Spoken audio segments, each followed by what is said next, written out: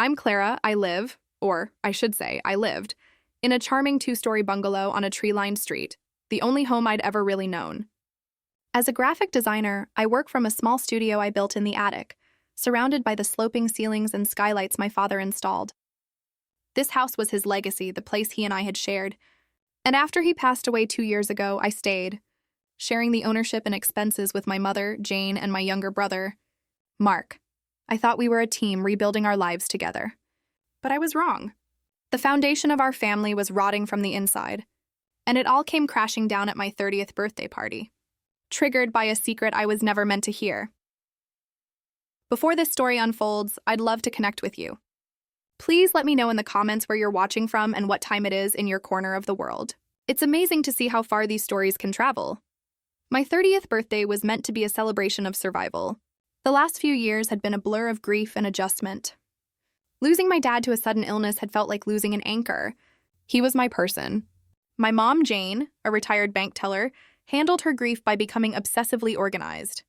My brother Mark, a 28-year-old insurance agent, handled his by becoming more self-absorbed if that was even possible. But we were managing. Or so I thought. I'd spent weeks planning this party. I wanted the house to feel alive again. I'd strung fairy lights across the big oak tree in the backyard, the one my dad planted. I'd ordered catering and invited all our family and my closest friends. My Aunt Sarah, my dad's sister and a high school teacher, flew in from out of state. She was my rock, the one person who understood the depth of my bond with my dad. The party was in full swing. The backyard was filled with laughter and the scent of grilled food.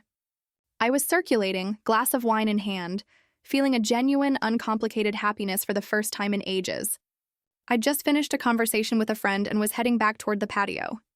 My mom and my brother were standing near the sliding glass door, their backs to me.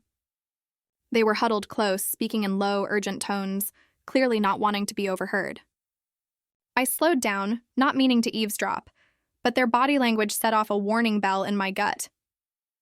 "While everyone's here," my mom, Jane, whispered, her voice a sharp hiss that cut through the party noise. "It's the perfect cover. Go and change the—" Mark nodded, his expression sullen but complicit. "Are you sure? What if she notices?" "She won't," Jane said with cold certainty. "She's too busy playing hostess. Just go upstairs to the study, get the files from the safe like I showed you, and change the beneficiary forms. Replace them. The new ones are in my purse. Make sure the signature page is on top." "It has to look like it was his last wish," I froze. My blood ran cold, the wine glass heavy in my hand. Change the beneficiary forms? The safe in the study? That safe held all of my father's most important documents. The deed to the house, his life insurance policies, his will, and his investment portfolio. My dad and I had gone over it all before he got too sick. He'd made me the executor, but my mom, as his wife, had access. "I don't like this, Mom," Mark muttered, shifting his feet. It feels necessary," she snapped. "Clara got his brains, you got his charm. I'm just making sure you get something tangible. That graphic design thing of hers is a hobby. You have a real career to build. Now go. Don't forget to wipe down the safe handle." Mark glanced over his shoulder, his eyes wide and paranoid. He didn't see me.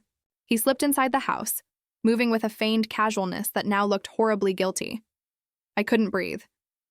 It felt like the ground had dropped out from under me. My mother, was instructing my brother to forge documents, to steal from me, during my birthday party. The cruelty of it, the cold, calculated betrayal was staggering. I ducked behind a large potted fern, my heart hammering against my ribs. I watched the upstairs study window. A few minutes later, the light clicked on. Mark was in there. He was really doing it. My first instinct was to run upstairs, to scream, to confront them, to stop it. But what would that do? They would deny it. They would call me hysterical. They would hide the evidence better. No. The cold reptilian part of my brain took over. The part that my dad had always called my superpower. I needed proof. I forced a smile onto my face, my cheeks aching with the effort. I turned away from the patio door and walked back into the crowd. I needed an alibi for my own distraction. I found my Aunt Sarah near the cake table. "Clara, honey, you look a million miles away," she said, her warm smile faltering as she saw my face. "Are you all right? You're pale. Just Just a headache, I lied, forcing a small laugh. Too much excitement. Hey, Aunt Sarah, could you do me a huge favor? Anything. Could you... I know this is weird, but could you go inside and grab my laptop from the study? I need to check a work email that just came through. It was a flimsy excuse, but the best I could come up with. The study. Sure, and could you be quick? And maybe just tell me if you see anything odd? Aunt Sarah's eyes sharpened. She knew me too well. Odd like what?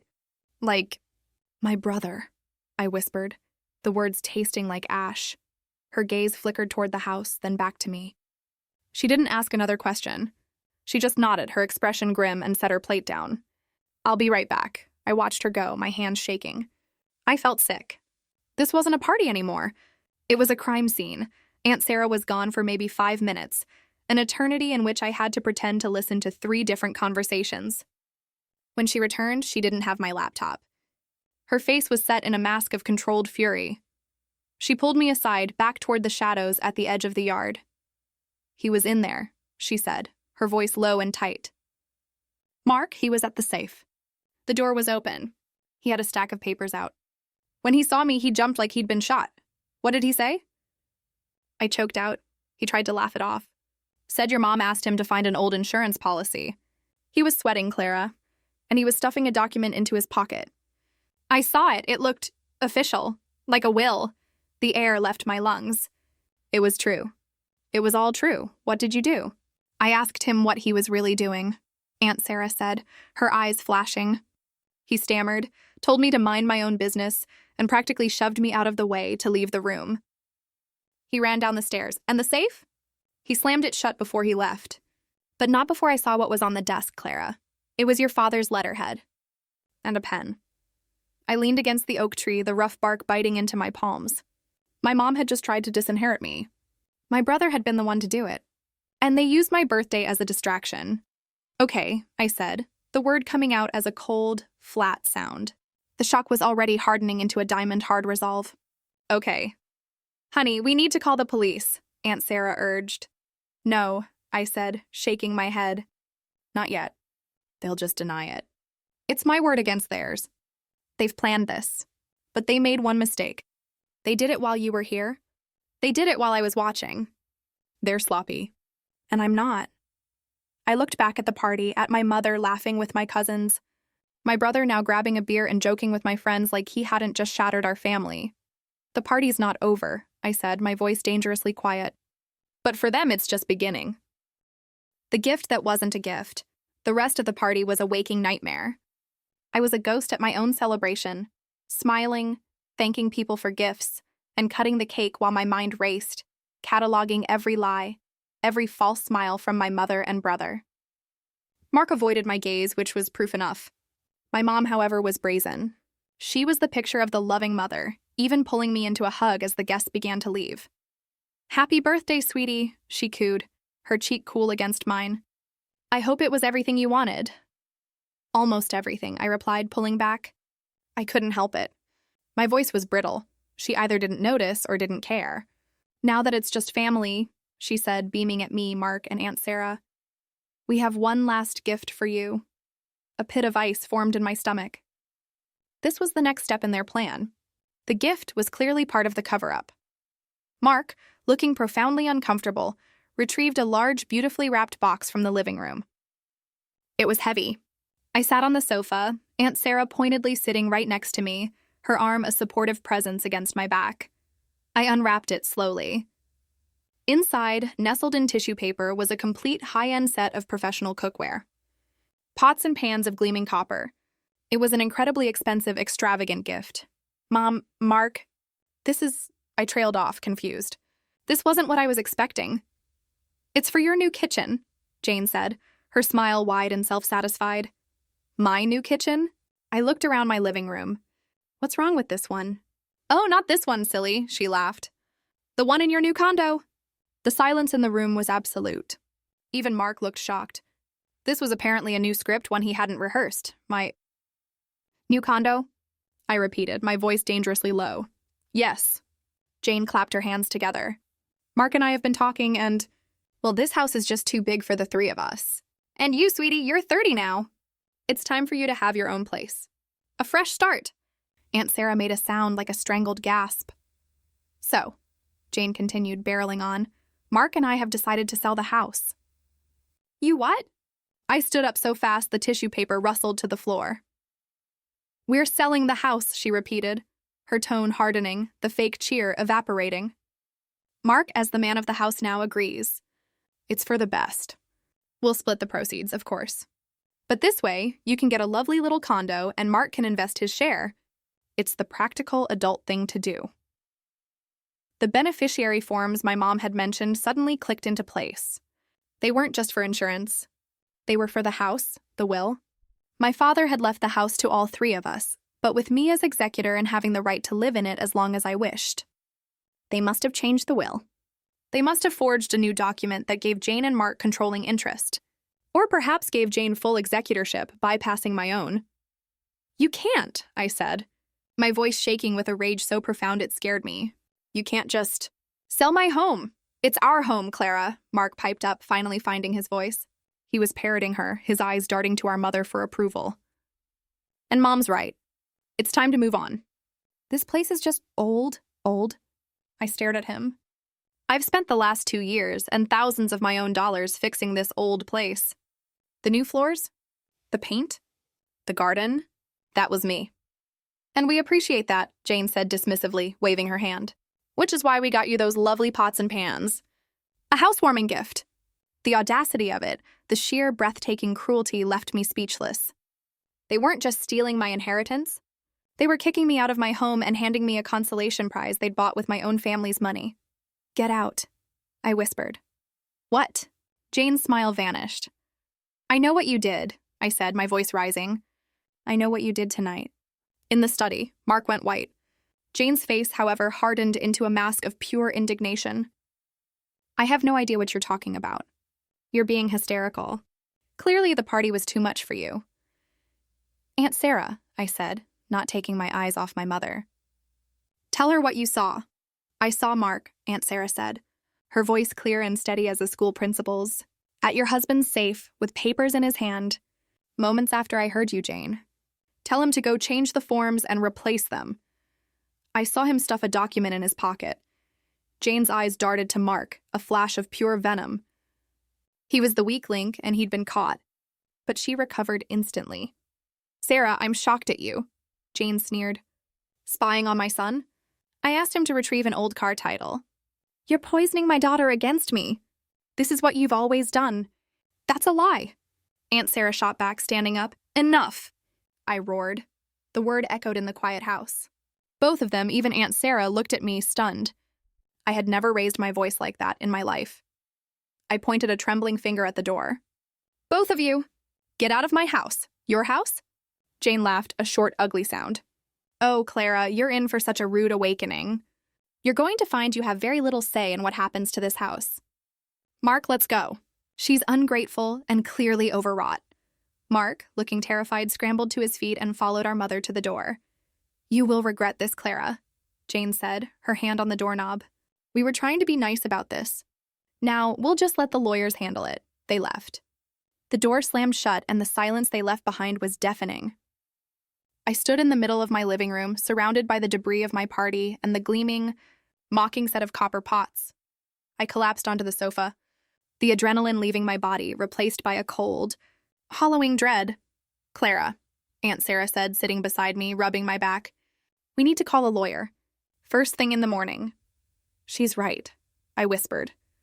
The tears finally coming, hot and angry. She's right, I'm in for a rude awakening. She wouldn't be this confident unless the forgery was already done. She must have had power of attorney. She must have... Oh, God, Dad! I looked at Aunt Sarah, my mind racing. Dad's will. He made me executor. But he named her as the alternate, and he gave her power of attorney when he first got sick. I never checked if it was revoked. Jane is meticulous, Aunt Sarah said grimly. She was an accountant, remember? She knows loopholes. She doesn't just know them. She made them, I said. She's been planning this. Probably since the funeral.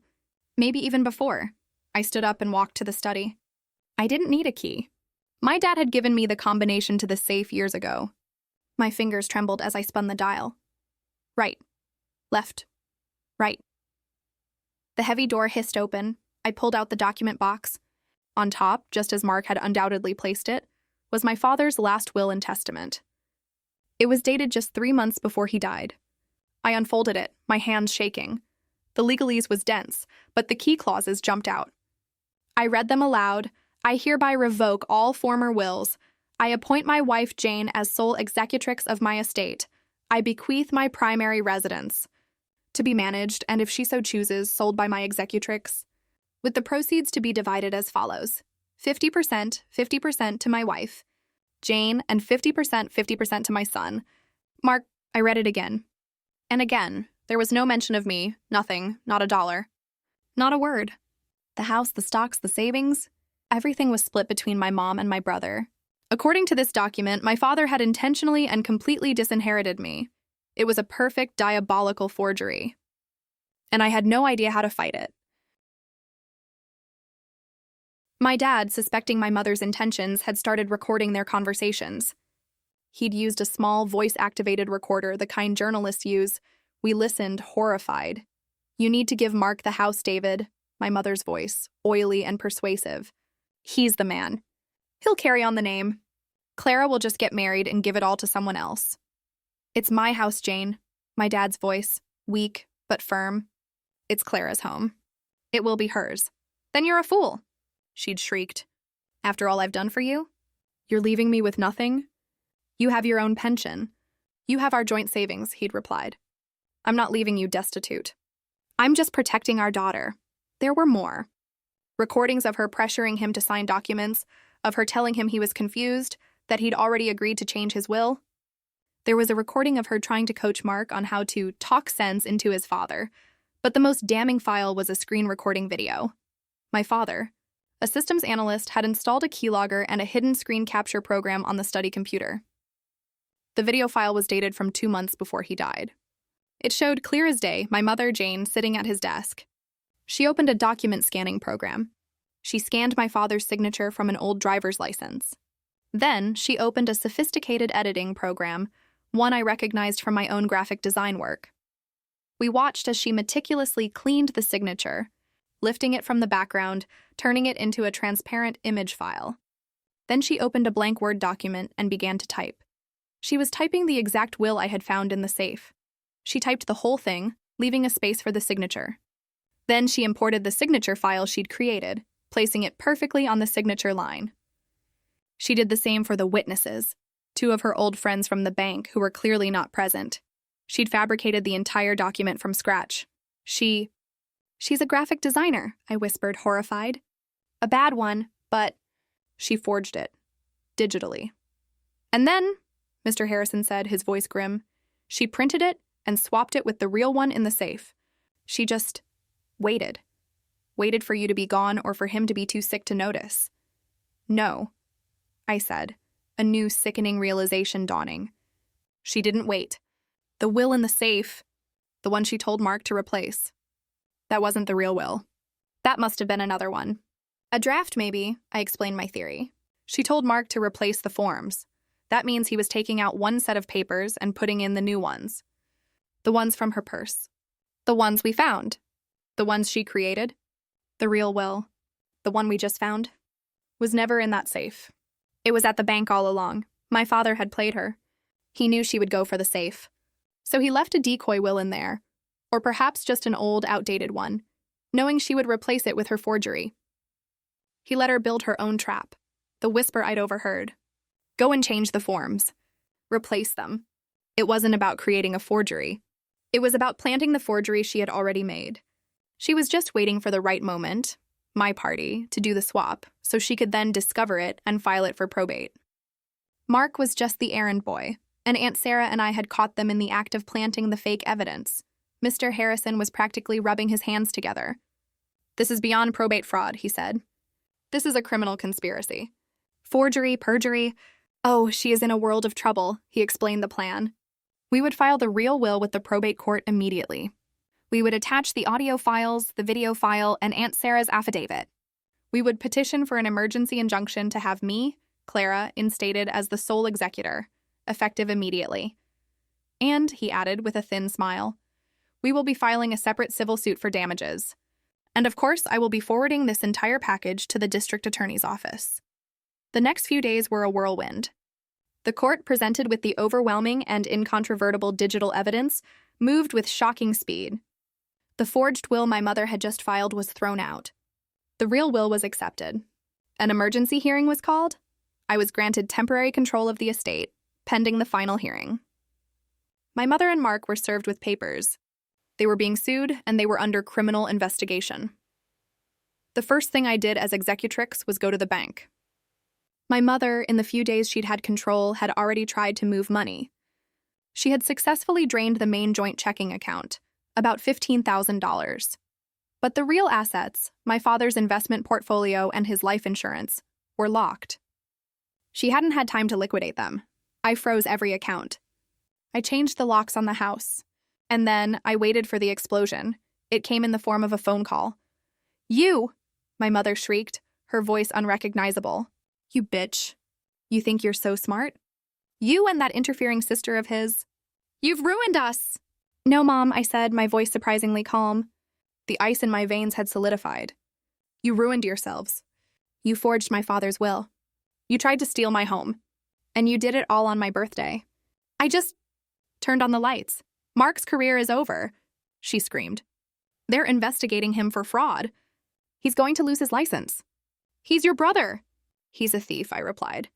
And so are you. You have 2 days to remove your personal belongings from my house. If you or Mark set one foot on this property after that, I will have you arrested for trespassing. We're done. You'll pay for this, Clara. You will never know a day of peace. I think I finally will, I said, and I hung up the phone. Chapter 5. The Quiet Counter Move. The legal victory was swift, but the emotional fallout was a slow-motion demolition. My mother and brother, facing a mountain of evidence, didn't even fight. Their lawyer advised them to plead no contest to the civil suit in exchange for my recommendation of leniency on the criminal charges. Mr. Harrison advised me to take it.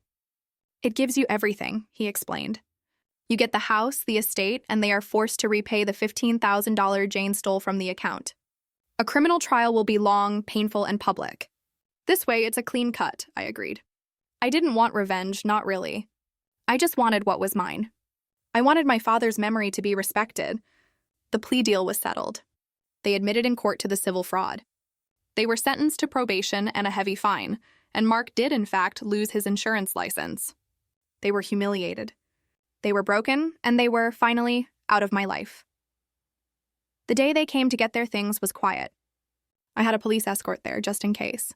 I stayed in my studio, listening to the sounds of them packing. The angry, muttered comments from my mother. The sullen silences from Mark. Aunt Sarah stayed with me, holding my hand. When they left, the house felt empty, but not in a sad way. In a clean way. Like a wound that had finally been lanced. For the next few months, I focused on healing. I worked on my graphic design business, taking on new clients. I repainted my mother's old room, turning it into a proper guest room for Aunt Sarah. I sat in the study, not as a place of betrayal, but as my father's sanctuary. I read his books, but something still felt off. The house, as much as I loved it, was tainted. The memory of the party, of the whisper by the door, was etched into the walls. I found myself looking over my shoulder, expecting to see my mother's sneer or my brother's weak-willed frown. One evening, Aunt Sarah and I were having dinner on the patio. You're not happy here anymore, are you? She asked gently. I shook my head, tears welling up. I love it, but it's not mine. Not really. It's a monument to them. To the fight. I feel like I'm haunting my own home. Your dad wouldn't want that, she said. He left you this house to give you freedom, Clara. Not a prison. The house is an asset. It's not his whole legacy. You are his legacy. A new idea began to form. A scary, exhilarating idea.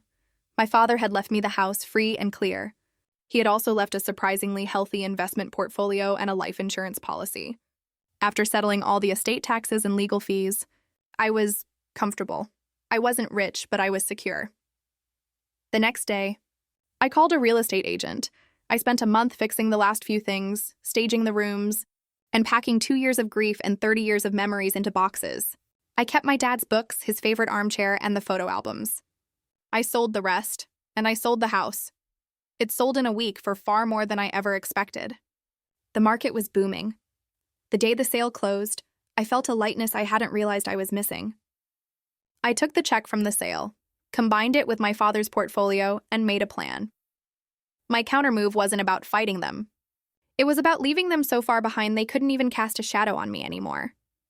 I bought a small, beautiful condo in the city downtown, with floor-to-ceiling windows and a view of the skyline. It was all glass and steel and light. It was the exact opposite of the dark suburban bungalow I'd grown up in. It was mine, and with the rest of the money, I took my graphic design hobby, as my mother had called it, and I turned it into a business. I leased a small office, hired an assistant, and officially launched Miller Creative, in honor of my dad. My mother and brother, I heard, had moved into a small rented apartment on the other side of town. My mother had to get a job as a cashier. Mark was working in a warehouse. They had lost everything, their home, their savings, their reputations. All because they were greedy.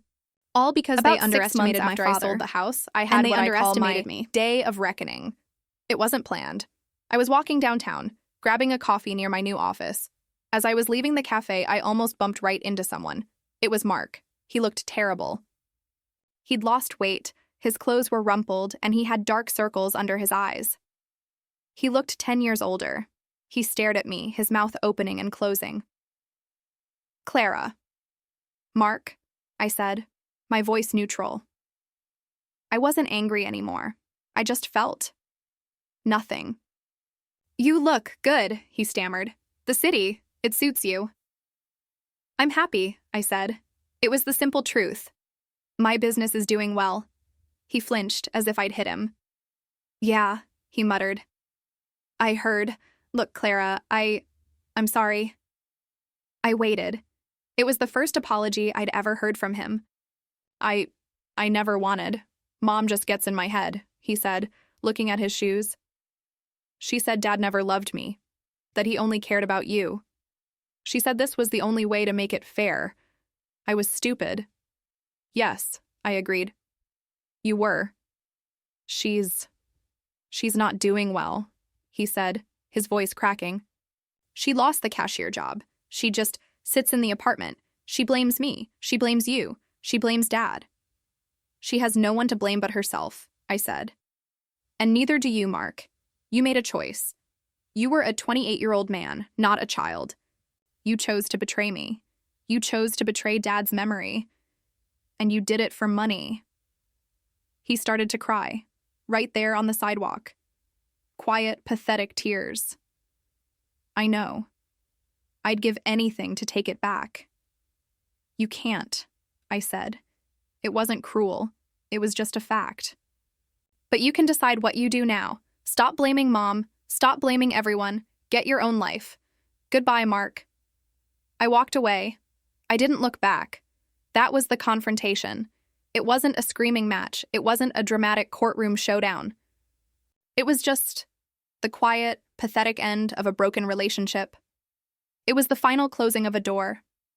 My real confrontation was with my mother, though we never spoke again. Her reckoning was a legal one.